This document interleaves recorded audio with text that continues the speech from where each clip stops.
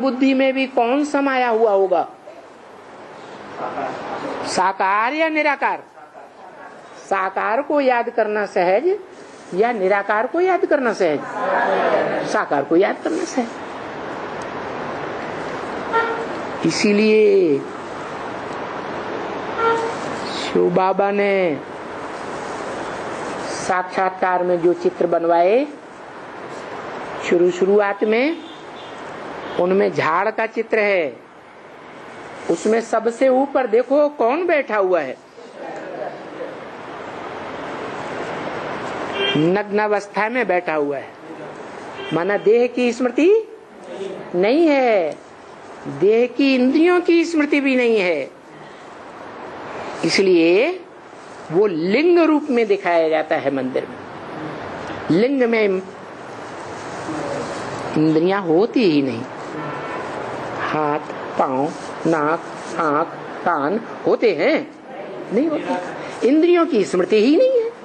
इंद्रियों से कोई प्रकार का सुख लेता ही नहीं है। वो तो अतीन्द्रिय सुख में रमण करता है। और जो अतीन्द्रिय सुख गाया हुआ है, अतीन्द्रिय सुख पूछना हो तो किससे पूछो? गोप गोपियों से पूछो।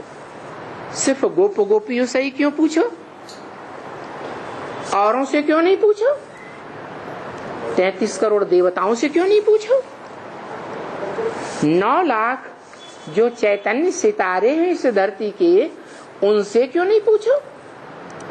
कि वो 9 लाख सितारे सब प्रजा वर्ग में आने वाले हैं। वो राजयोग सीखने वाले नहीं हैं। भगवान से डायरेक्ट राजयोग सीखने वाले सिर्फ 16,108 आत्माएं हैं जो राज परिवार में आती हैं जन्म जन्मांतर। कैसे आती है?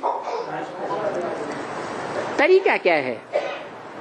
तरीका है कि वो गोप गोपियां माने गुप्त संबंध जोड़ने वाले एक बाप से सब प्रकार के संबंध जोड़ते हैं।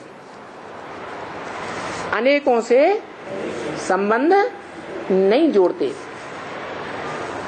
और संबंध भी गुप्त रूप में जोड़ते हैं। गुप्त दान महाकल्याण। ऐसे नहीं कि जो संबंध जोड़े वो दुनिया में बखान करते फिरें कि हमने भगवान बाप के साथ ऐसे ऐसे ये कर्म इंद्रियों से संबंध जोड़े। नहीं, तन अर्पण करना, धन अर्पण करना, ये गुप्त रूप में ज्यादा पावर रखता है या प्रत्यक्ष रूप में ज्यादा पावर होती है? एक हाथ लेने वाला बुद्ध रूपी और दूसरा हाथ देने वाला। तीसरे को पता भी नहीं चले, उसको कहते हैं गुप्त दान, महाकल्याण।